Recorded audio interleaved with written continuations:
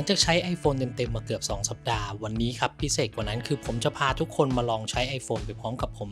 ในวันเที่ยวสบายๆที่บางแสนชลบุรีตั้งแต่ตื่นนอนมาตอนเช้านะครับผมก็เริ่มหาร้านอาหารก่อนเลยแล้วก็มาจบตรงที่ร้าน Gobi Hub เข้าไปในร้านกันเลยดีกว่าครับพอเรามานั่งที่โต๊ะจะมีชามาเสิร์ฟเนี่ยน้องเขาชามาเสิร์ฟแล้วเป็นชาร้อนๆนะครับแต่ว่าสวยอยากถ่ายชาเดี๋ยวขอถ่ายชาสวยๆสักนิดนึงครับว่าถ่ายชาสวยๆต้องถ่ายด้วยสโลว์โมชั่นนะครับ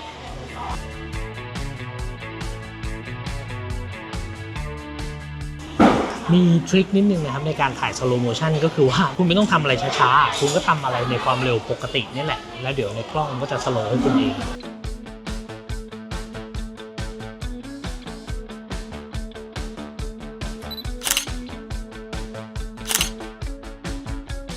ก็ระหว่างที่รออาหารนะครับเรามาคุยเรื่อง iPhone กันนิดนึงก็คือว่า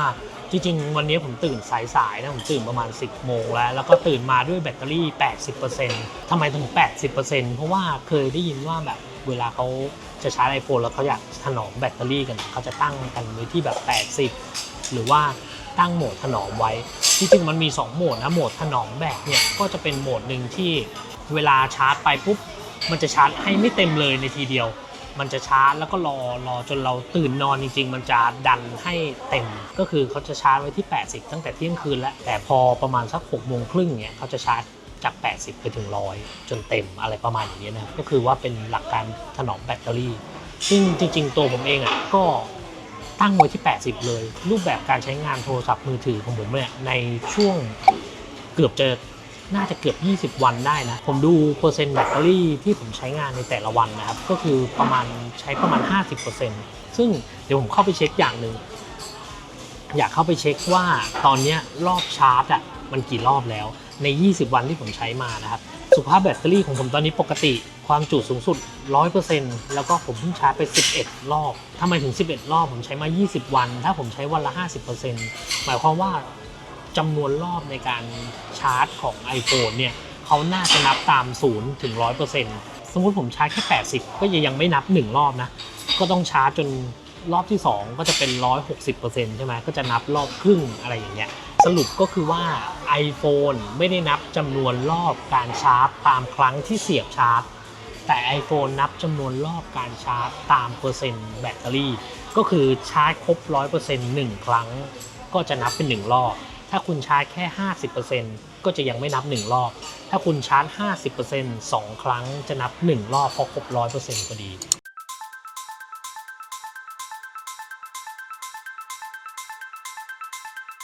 อยากให้ดูนิดนึงครับทุกคนเวลาผมใช้ iPhone ถ่ายอาหารรอบนี้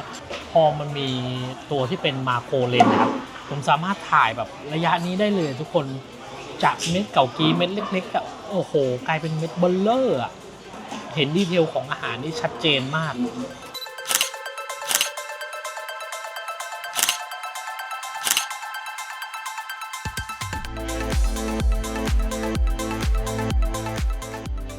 ราคารวมทั้งหมดนะครับก็ที่ร้าน Gobi Hub ก็465 บาทโอเคเลยอิ่มมากอร่อยมากใช้โทรศัพท์ถ่ายรูปไปถ่ายวิดีโอไปเยอะอยู่จากแบตเตอรี่ที่เข้ามานั่งในร้านตอนแรกๆอาจจะมีสักประมาณ 70% ตอนนี้ผมแบตเหลือ 56% การใช้งานกล้องถ่ายภาพนิ่งแล้วก็วิดีโอใน iPhone 16ผมว่าค่อนข้างใช้แบตเตอรี่เยอะเดี๋ยวเรากำลังจะไปที่คาเฟ่ผมไม่รู้ว่าเดี๋ยวในคาเฟ่ตัวแบตเตอรี่ผมจะพอใช้เหลือจนถึงเย็นหรือเปล่านะครับเดี๋ยวเราลองไปดูกันครับ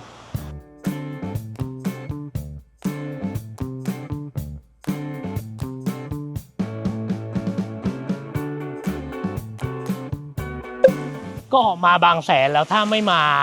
หาดวรรณภาก็เหมือนมาไม่ถึงบางแสนนะตอนแรกว่าจะไปคาเฟ่เลยแต่ว่าก็อยากแวะมาดูหน่อยว่าน้ำที่เนี่ยบางแสนวันนี้น้ำใสหรือเปล่าเป็นทะเลที่สีพาสเทลมากเลย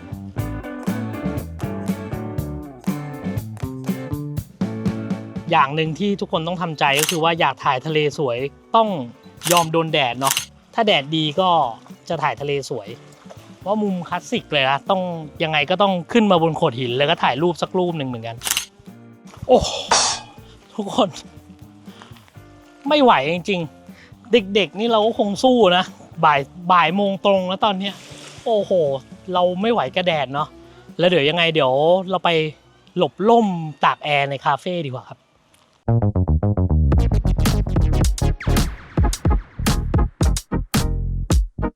เรามาถึงแล้วนะครับที่นี่คือ Harudot Cafe นะครับก็เป็นคาเฟ่ที่ได้รางวัลสถาปัตยกรรมระดับโลกเลยเพราะว่าโซนอย่างเงี้ยเป็นโซนที่ถือว่าเป็นซิกเนเจอร์อันนี้คือ เรายังไม่ได้เข้าร้านเขาเลยนะแต่ว่าเราเห็นมุมนี้แล้วไม่มีคนเราก็เลยแบบว่ามาเพราะว่ามุมอย่างเงี้ยถ่ายรูปสวยมากทุกคนเดี๋ยวจะขอถ่ายรูปเก็บไว้สักนิดนึงครับ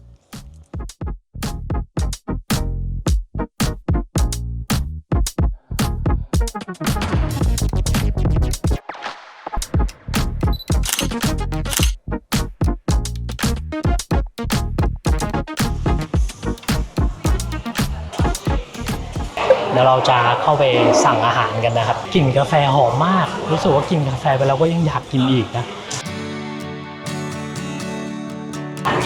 ครับเชิญครับขอบคุณครับอย่างที่บอกไปนะทุกคนว่า iPhone 16 เครื่องนี้ผมซื้อมาหลักที่ผมใช้บ่อยที่สุดจริงๆก็คือการถ่ายอาหารจริงๆนะครับ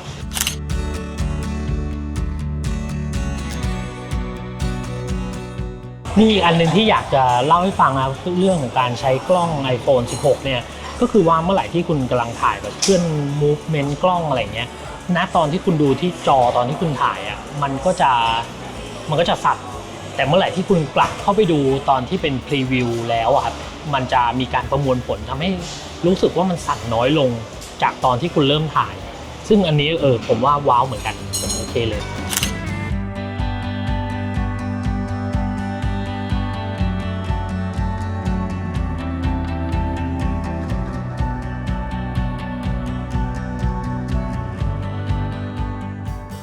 เรามารีวิว iPhone กันนิดนึงเราเปลี่ยนมุมจากด้านในออกมาด้านนอกนะครับก็คือว่าหลังจากใช้งานมา20 วันผมใช้ถ่ายภาพถ่ายวิดีโอไปค่อนข้างเยอะมากซึ่งถามว่ามันชัดพอไหมสำหรับผมเวลามันเอามาใช้ร่วมกันแล้วดูบนดีไวซ์ที่เป็นมือถือหรืออะไรเงี้ยผมว่าจริงๆความชัดมันพอแล้วนะเรื่องคุณภาพกล้องผมว่าพอเรื่องแบตเตอรี่เนี่ยจริงๆถามว่าพอใช้ไหมก็สำหรับผมพอเลยนะแต่มีอย่างหนึ่งที่ผมรู้สึกว่ามันจะไม่พอใช้นะใครที่จะซื้อ iPhone 16ผมว่าคุณภาพกล้องคุณภาพไฟล์จากรูปถ่ายและวิดีโอมันสูงขึ้นผมอยากให้ไปดูเรื่องของความจุของเครื่องก็คือหน่วยความจำของเครื่องเนี่ยใครที่จะซื้อ128ผมบอกลืมไปได้เลยคุณไม่สามารถคิดว่า128คือความจุเริ่มต้นของ iPhone ได้เพราะว่าตอนนี้ของผมใช้ไปทั้งหมด96 จิกจาก256ซึ่งผมเหลือความจุอยู่แค่159 จิกอันนี้คือใช้งานแค่20 วันนะถ้าคุณเป็นคนที่ถ่ายรูปบ่อยแล้วก็ถ่ายวิดีโอบ่อยถ่าย 4K ด้วยอะไรด้วยเนี่ยผมว่า256อาจจะไม่พอนะรูปถ่ายแล้ววิดีโอของผมปาไป37 จิกแล้วแต่ว่า20 วันผม37 จิกเตือนทุกคนเลยว่าใครที่จะซื้อ iPhone 16 แล้วเน้นถ่ายภาพถ่ายวิดีโอสวยๆเนี่ยคุณอย่าไปซื้อ128นะคุณต้องซื้อ256ขึ้นไปถึงจะพอใช้งานนะครับตอนนี้ก็ประมาณบ่าย2 ครึ่งแล้วจริงๆเรายังมีภารกิจต่อไปนะครับภารกิจสุดท้ายของวันนี้ก็คือว่าเดี๋ยวเราจะไปลองหาหมูเด้งดู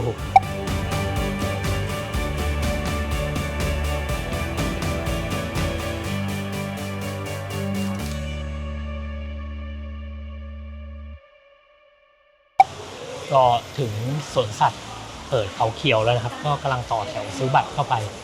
คนเยอะมากครับนี่ขนาดเป็นวันจันทร์นะช่วงเย็นวันจันทร์แล้วนี่3 โมงครึ่งแล้วคนยังมากันอีกสวนสัตว์ปิด5 โมงเย็นนะครับ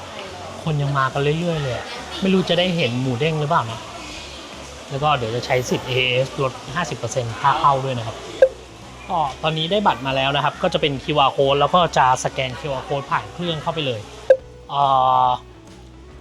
ถ้าดูตามแมปเนี้ยแมปกว้างๆเนี่ยจุดจำหน่ายบัตรจะมี2 จุดนะครับก็คือจุดที่รถต่อแถวกันเข้าไปเนาะแล้วก็มีจุดหนึ่งก็คือเป็นจุดจำหน่ายบัตรและลานจอดรถตรงนี้เมื่อกี้เราเข้ามาจากจุดนี้นะครับก็คือพอเข้ามาแล้วเรามองหาอะไรก็คือฮิปโปโปเตมัสอยู่แค่ตรงนี้เองเพราะว่าหมูเด้งน่าจะอยู่แถวนี้นะก็คือว่าพอเราเดินเข้ามาปุ๊บถ้าสังเกตจากแมปก็คือหันไปทางซ้ายถ้าเราไปซ้ายปุ๊บก็คิดว่าน่าจะเจอน้องฮิปโปโปเร็วขึ้นนะครับก็คือจะเจอน้องหมูเด้งเร็วขึ้นแล้วก็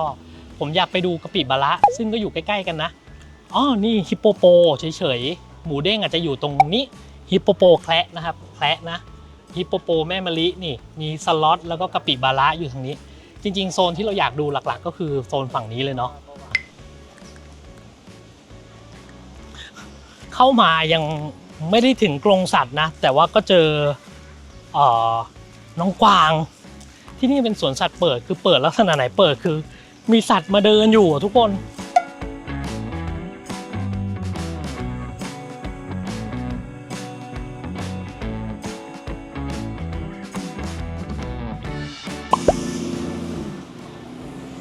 ผมถ่ายน้องกวางได้ใกล้ขนาดนี้เลยนะ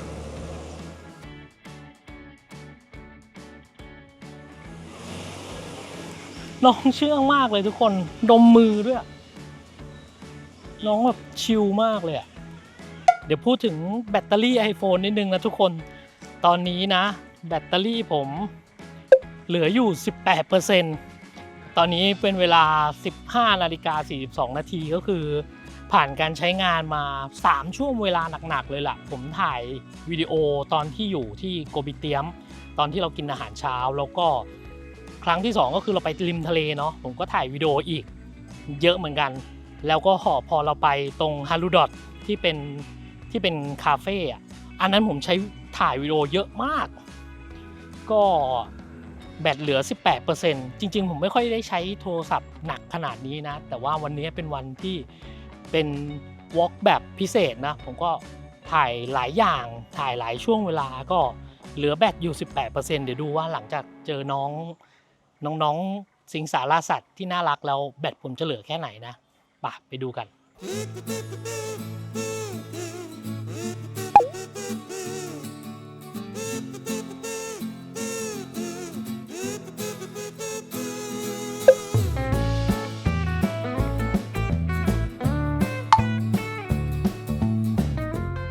ทุกคนต้องต่อแถวเข้าไปนะ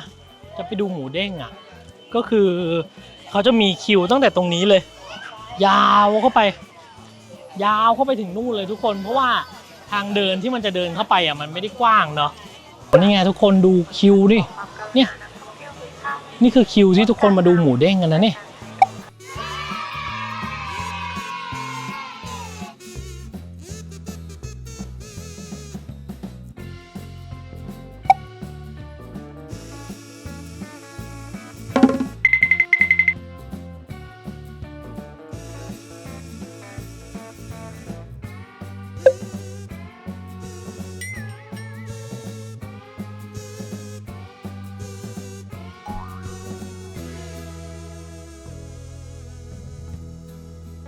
โอเคครับก็มาสรุปวันเดย์ทริปวิด iPhone 16 กันนะครับก็วันนี้ตอนเช้าเราถ่ายอาหารเราไปกินข้าวเนาะเราก็ถ่ายอาหารเราไปคาเฟ่เราก็ถ่ายคาเฟ่เครื่องดื่มแล้วก็สถาปัตยกรรม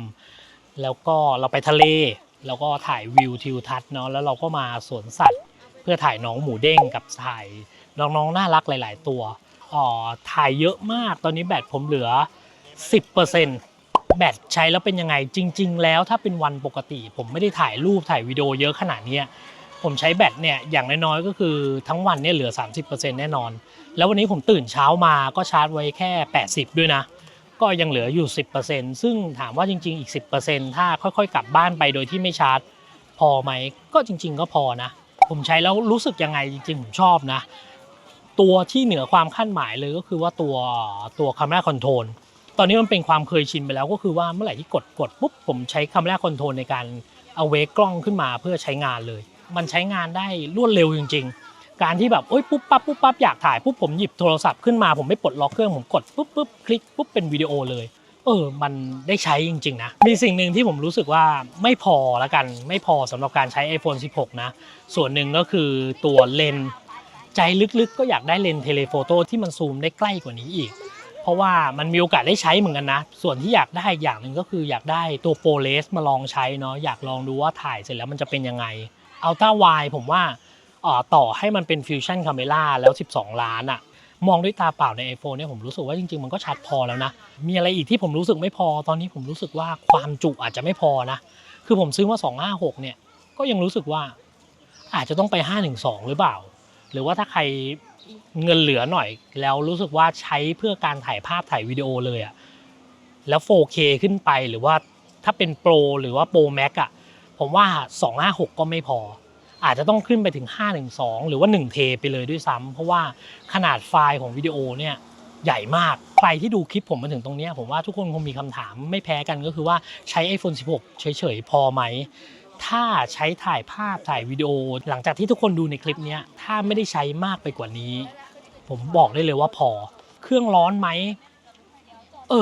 รอบนี้ผมใช้วิดีโอผมถ่ายภาพถ่ายวิดีโอกลางแดดเนาะแล้วก็ถ่ายวิดีโอยาวๆเนี่ยเครื่องไม่ร้อนผมรู้สึกว่าตอนนี้ iPhone จัดการเรื่องการระบายความร้อนได้ดีนะขณะที่ถ่ายภาพหรือวิดีโออันนี้ก็ถือว่าเป็นข้อดีก็หวังว่าคลิปนี้น่าจะเป็นประโยชน์กับทุกคนที่กำลังตั้งคำถามว่าเฮ้ยจะซื้อ iPhone 16 หรือไป16 Pro หรือ Pro Max ดีผมสรุปให้ฟังสั้นๆแค่ว่าผมรู้สึกว่าสิ่งที่ผมอยากได้ใน Pro หรือ Pro Max ยังอยากได้อยู่แต่ถ้าจะต้องเอา10,000ไปแลกผมว่าผมอาจจะไปแลกความจุมากกว่านะผมรู้สึกว่าความจุ